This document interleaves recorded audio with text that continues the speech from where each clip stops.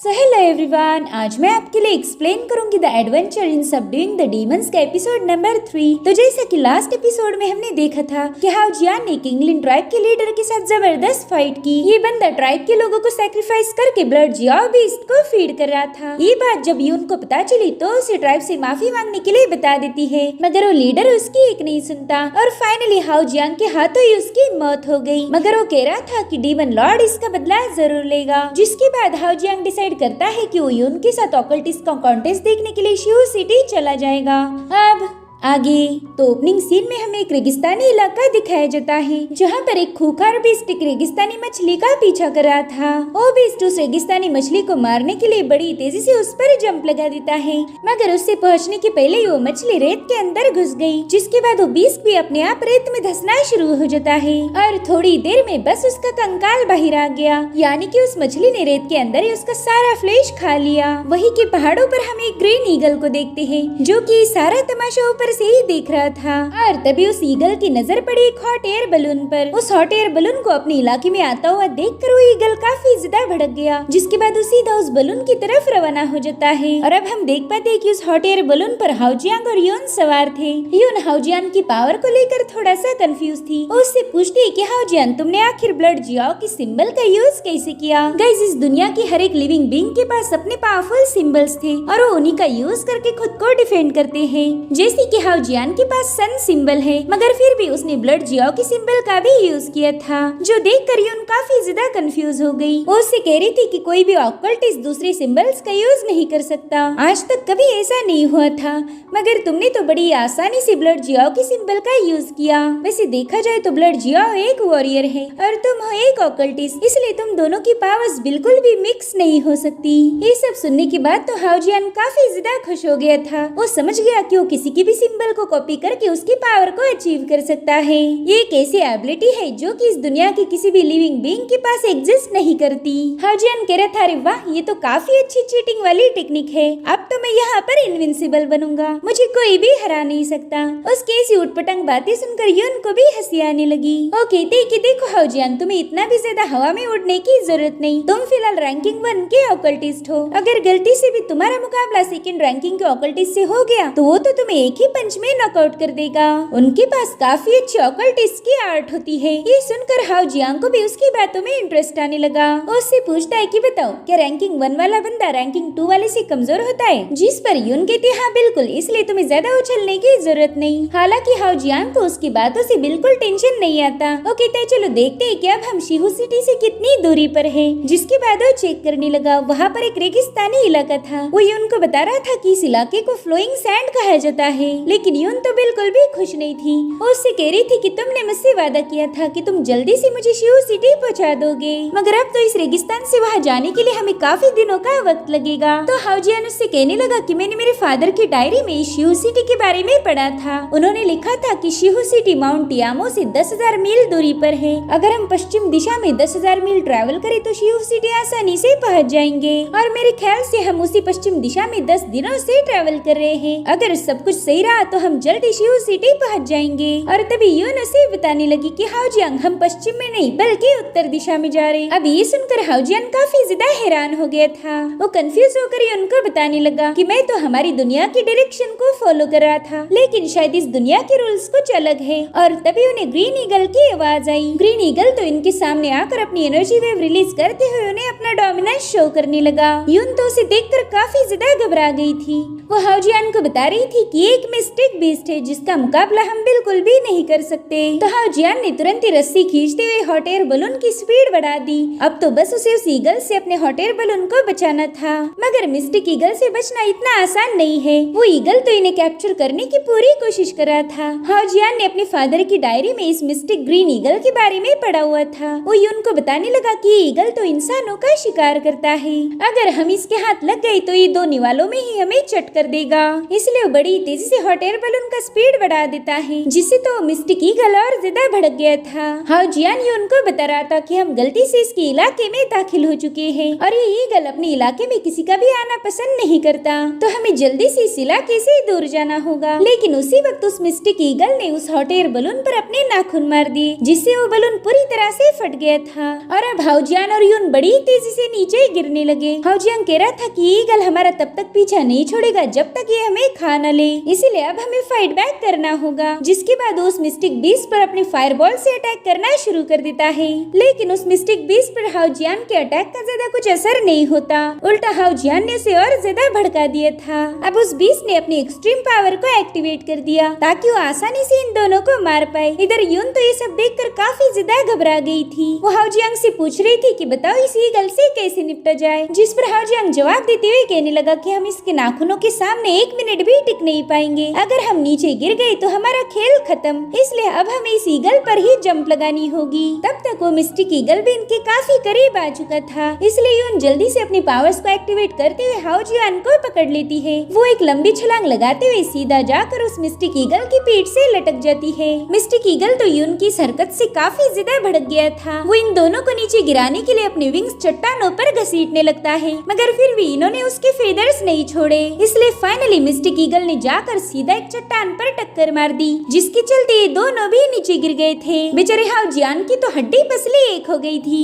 इसलिए यून जल्दी से जाकर उससे पूछने लगी कि तुम ठीक तो हो ना। वेल यहाँ पर हाउ जियांग को तो यून को इम्प्रेस करना था, इसलिए वो कहता है अरे मुझे कुछ भी नहीं हुआ, मैं तो एकदम ठीक हूँ। वो कहता है कि मेरी बॉडी काफी ज्यादा टफ है, मुझे ऐसे वैसे छलांगों से बिल्कुल दर्द नहीं होता। हालांकि इस एक ही क्लैश में उसके अंजर पिंजर ढीले हो गए थे, जो बात यून भी अच्छे से जानती है। तब तक उस ईगल ने भी खुद को रिकवर कर लिया। अब वो बड़ी तेजी से फ्लाई करते हुए इनके आसपास गोल गोल चक्कर लगाने लगा। हाउ जियांग कहता है कि पता नहीं इस ईगल का हमने क्या बिगड़ा है, ये तो हमारा पीछा छोड़ने के लिए ही तैयार नहीं। तब तक वो ईगल बड़ी ही तेजी से इन पर अटैक करने के लिए पहुंच जाता है, तो हाउ जियांग ने भी यून को साइड में हटाते हुए अपनी पावर्स को एक्टिवेट कर दिया। वो सन पावर का यूज करते हुए उस पर कई सारे पंचेस हिट कर देता है, मगर मिस्टिक ईगल पर इसका ज्यादा असर नहीं होता। जो देख हाउ जियांग ने भी ठान लिया कि अब वो इस मिस्टिक ईगल को सबक सिखा के रहेगा। वो अपनी गोल्ड फिश टेक्निक का यूज करते हुए उस पर मल्टीपल पंचेस हिट कर देता है, और इस बार हाउ जियांग का अटैक काफी ज्यादा खतरनाक था, जिसे वो मिस्टिक ईगल अपने विंग्स का यूज करते हुए रोकने लगता है। लेकिन इस बार वो काफी ज्यादा कमजोर पड़ गया था, इसलिए उसने बैटल छोड़कर भाग जाना ही सही समझा। इधर हाउ जियांग भी एक पैटर्न को ड्रॉ करते हुए अपनी पावर को रिस्टोर कर लेता है। यून उससे कहते अरे वाह तुम तो काफी ज्यादा कमाल के हो, देखो ना तुमने उतने पावरफुल मिस्टिक ईगल को यहाँ से भागने पर मजबूर कर दिया। लेकिन हाउ जियांग को पता था कि वो ईगल हार मानने वालों में से नहीं है। वो कहता है कि देख लेना ये दोबारा से वापस जरूर आएगा, मगर तब तक हमने अपना सफर जारी रखना चाहिए। अब हाउ जियांग आगे बढ़ते हुए काउंटिंग करने लगा। यून को तो समझ नहीं आ रहा था कि ये आखिर ऐसा क्यों कर रहा है। हाउ जियांग की 3 बोलते ही वो ईगल वहाँ पर वापस आ चुका था, इसलिए हाउ जियांग डिवाइन पैटर्न को एक्टिवेट करते हुए कहने लगा कि मैं जानता था तू वापस जरूर आएगा, लेकिन मेरे सामने तेरी कोई ट्रिक काम नहीं करेगी। जिसके बाद वो सोलर स्लैश टेक्निक को एक्टिवेट करते हुए अपने विंग्स को भी समन कर लेता है। इन विंग्स की मदद से अब वो भी मिस्टिक ईगल जैसे हवा में फ्लाई कर सकता था। जिसके बाद उस ईगल को उकसाना शुरू कर देता है। वो कह रहा था कि बेवकूफ ईगल तुझे क्या लगा, सिर्फ तू ही फ्लाई कर सकता है, देख अब मेरे पास भी विंग्स है। हाउ जियांग को फ्लाई करता हुआ देखकर तो यून काफी ज्यादा खुश हो गई थी। वो कहती वाह हाउ जियांग तुम तो अमेजिंग हो। इधर हम देख पाते हैं कि मिस्टिक ईगल हाउ जियांग पर अटैक करने के लिए उसके काफी करीब आ चुका है, जो देखकर हाउ जियांग ने अपनी एक और मूव क्रिएट की, जिसका नाम था स्काई हंटर क्लॉ। इस मूव के एक्टिवेट होते ही हाउ जियांग के हाथ बहुत ही खतरनाक क्लॉज में बदल गए। जिसके बाद हाउ जियांग ने उस ईगल बीस्ट के साथ फाइट करना शुरू कर दी। वो उसे तगड़ी टक्कर दे रहा था। उसने उस ईगल बीस्ट पर अपनी सोलर क्लॉ की मदद से कई सारे हमले कर दिए थे, जिससे वो ईगल बीस्ट भी घायल होने लगा। लेकिन फिर भी वो ईगल बीस्ट उसका पीछा छोड़ने के लिए तैयार नहीं था, और न ही वो हार मानता है। इसलिए हाउ जियांग मल्टीपल फायरबॉल का यूज करते हुए उस बीस्ट पर अटैक करने लगा, जिससे आसमान में कई सारे धमाके हो रहे थे, और एक बार फिर से वो दोनों भिड़ जाते हैं। मगर इस बार मिस्टिक ईगल ने उसे काफी दूर पुश कर दिया था। तभी हाउ जियांग देखता है कि उसकी सोलर क्लॉ की पावर भी जा चुकी चुकी है। वो समझ गया था कि अगर उसे इस बीस्ट को हराना है तो कुछ अलग करना होगा, इसलिए उसने अपने फॉर्मेशन को क्रिएट करके उस पर डिवाइन पैटर्न ड्रॉ करना शुरू कर दिया। वो कहता है कि अगर मुझे इसे हराना है तो खुद ही ब्लड जियाओ में तब्दील होना होगा। इसलिए हाओ जियांग ने अपनी एक और मूव इजाद की जिसका नाम था ब्लड जियाओ कंस्ट्रक्शन। इस मूव के एक्टिवेट होते ही हाओ जियांग पूरी तरह से ब्लड जियाओ में तब्दील हो गया,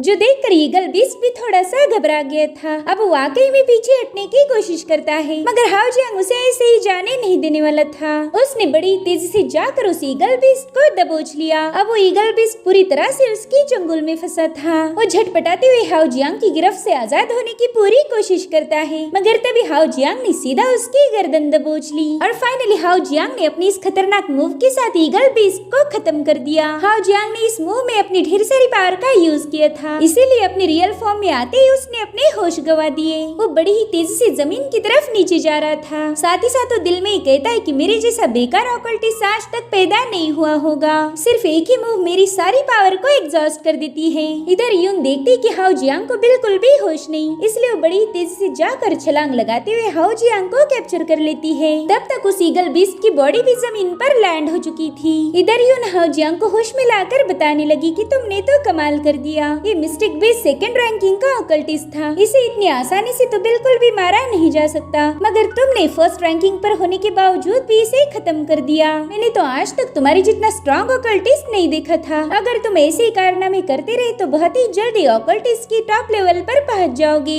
हाओ जियांग यून से कहता है कि तुम्हारा बहुत बहुत शुक्रिया, एक बार फिर से तुमने मुझे मरने से बचा लिया। वल मैं बीस्ट को मारता हूँ और तुम मुझे बचाती हो, हमारी जोड़ी तो कमाल की है। और तभी हाओ जियांग देखता है कि उसे बचाने के चक्कर में यून भी घायल हो गई है, लेकिन इससे पहले कि वो यून को संभाल पाए उसे काफी ज्यादा तकलीफ होने लगी। साथ ही साथ उसकी बॉडी से बहुत ही स्ट्रॉन्ग ऑरा रिलीज हो रही थी, जो देखकर यून भी काफी ज्यादा घबरा जाती है। हाओ जियांग के माइंड स्पेस में उथल पुथल मच गई थी। उसके अंदर मौजूद सोलर एनर्जी बड़ी तेजी से फ्लक्चुएट करने लगी, लेकिन थोड़ी देर में वो शांत हो जाता है। वो यून को खुश होकर बताने लगा कि शायद मैंने कल्टीवेशन में ब्रेक थ्रू कर लिया है, अब मैं ऑकल्टिस्ट की सेकंड रैंकिंग पर पहुंच चुका हूँ। अब अगले सीन में हम देखते कि हाओ जियांग ने उस ईगल बीस्ट का एक पाव काट कर उसे पकाना शुरू कर दिया था। वो यून से कहता है कि तुमने आज तक ऐसा गोश्त नहीं खाया होगा, प्लीज इसे ट्राई करो। तो यून भी जल्दी से उसे टेस्ट करती है और ये मीट उसे काफी ज्यादा पसंद आया था। साथ ही साथ वो हाओ जियांग को बता रही थी कि ईगल बीस्ट के लेग पीस में ढेर सारी टोटम की पावर है, यानी कि सिंबल पावर। इस मीट के एक ही बाइट में तो मुझे ऐसा लग रहा है कि मेरी सारी पावर रिस्टोर्ड हो गई। उसकी बातें सुनकर हाओ जियांग भी सरप्राइज होकर उस लेग पीस को देखने लगा। वो कहता है कि वाकई ये इतना ज्यादा पावरफुल है। पिछली बार मैंने इमॉर्टलिटी पिच को टेस्ट किया था और उसे खाते ही मैंने ऑकल्टिस्ट की फर्स्ट रैंकिंग पर ब्रेक थ्रू कर लिया था,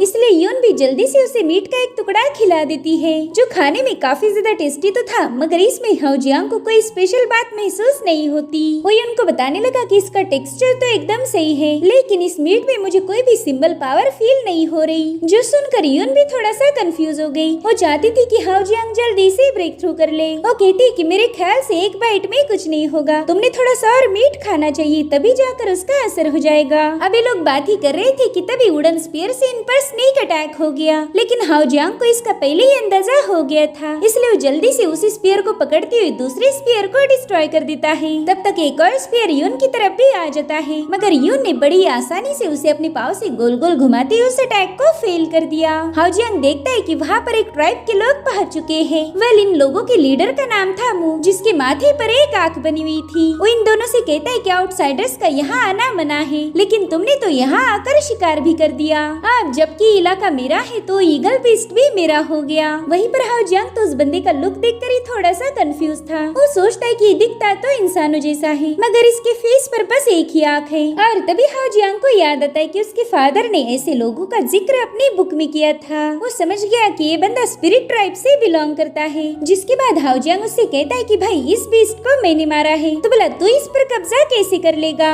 और तभी हाओ जियांग देखता है कि यून की बॉडी से बहुत ही स्ट्रॉन्ग स्पिरिचुअल ऑरा रिलीज हो रही है, जो देखकर वो काफी ज्यादा घबरा गया। वो उससे पूछ रहा था कि यून तुम ठीक तो हो ना, मगर यून इसका कोई जवाब नहीं देती। और तभी मुंह सीधा जियांग की तरफ आगे बढ़ता है। उसने अपनी आंखों से एक पावर को रिलीज करते हुए यून के आसपास एक शील्ड बना दी, जो देखकर हाओ जियांग को तो ये लग रहा था कि इस बंदे ने यून पर अटैक किया है, इसलिए वो काफी ज्यादा गुस्सा हो गया। उसने बड़ी तेजी के साथ जाकर मुंह के सामने छलांग लगा दी। मुंह तो उसकी पावर देखकर ही काफी ज्यादा घबरा गया था। हाओ जियांग जियांग मुंह पर मुसलसल अटैक कर रहा था। वही मुंह से कहता है कि तुमने पहले मेरी बात सुननी चाहिए, मगर हाओ जियांग तो उसकी एक नहीं सुनता। इसलिए मुंह ने सीधा उसका पाव पकड़कर उसे गोल गोल घुमाते हुए काफी दूर पटक दिया। इधर हाओ जियांग जैसे तैसे खुद को संभालते हुए फायरबॉल रिलीज करना शुरू कर देता है, जिसे मुंह काफी आसानी से डॉज कर रहा था। जिसके बाद वो बड़ी तेजी से हाओ जियांग के पास पहुंच जाता है, लेकिन हाओ जियांग ने उसी वक्त मुंह के मुंह पर एक जोरदार पंच हिट कर दिया। वही दूसरी तरफ हम देखते हैं कि उनकी आंखें काफी तेजी से ग्लो करने लगी है,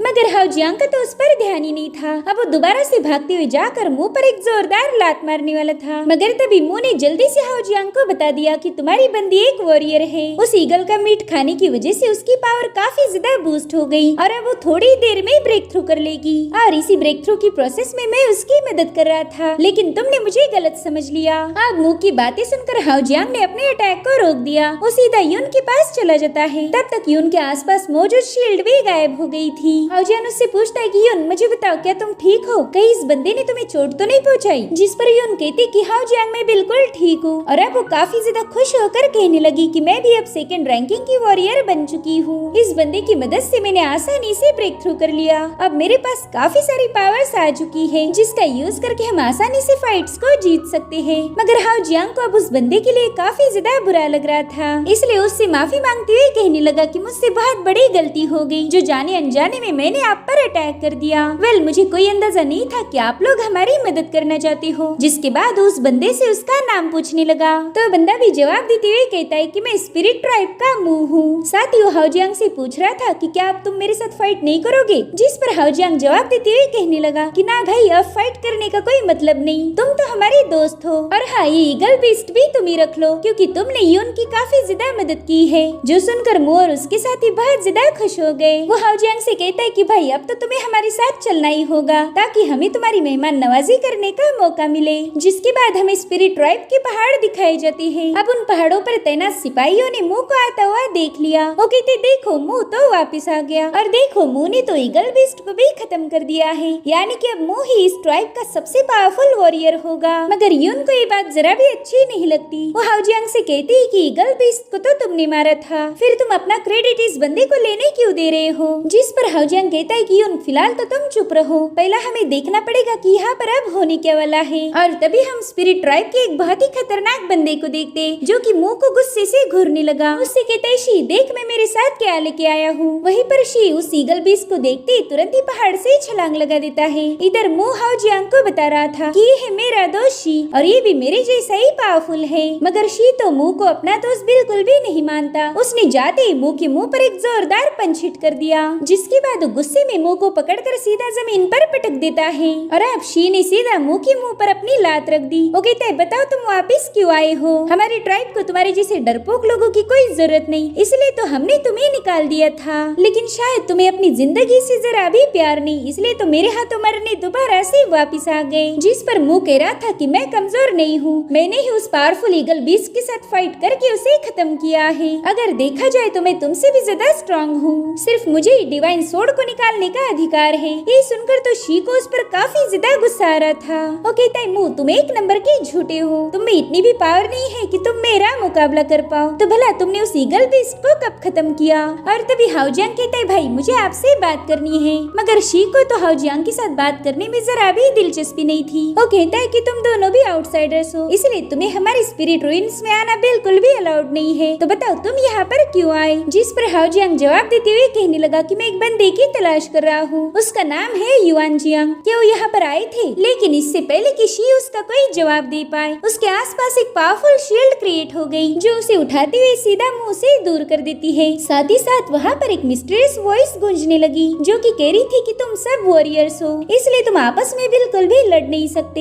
एक वॉरियर तभी मारा जाएगा जब वो बैटल में हो। तुम सिर्फ दुश्मनों का खून बहाओगी, ना कि एक दूसरे का। और अब हमें वो बंदा दिखाया जाता है, जो कि पहाड़ की चोटी पर बड़ी शान से बैठा हुआ था। तभी मुंह कहता है कि ऑकल्टिस्ट प्लीज मेरी बात सुनिए, मैंने इस ईगल बीस्ट को खत्म किया है। उस डिवाइन सोर्ड को हासिल करने के लिए मुंह यहाँ पर लगातार झूठ बोल रहा था। अब उस डिवाइन सोर्ड में ऐसी क्या खास बात थी, इसके बारे में हमें फिलहाल तो कुछ भी बताया नहीं गया। और अभी ऑकल्टिस्ट ऐलान करता है कि मुंह अब वापिस आ चुका है, इसलिए आज रात जश्न होगा और कल होगी बैटल। जो भी इस बैटल में विनर होगा वही डिवाइन सोर्ड को बाहर निकालेगा। और इसी के साथ एपिसोड यहीं पर एंड हो जाता है। Thank you so much for watching, bye bye.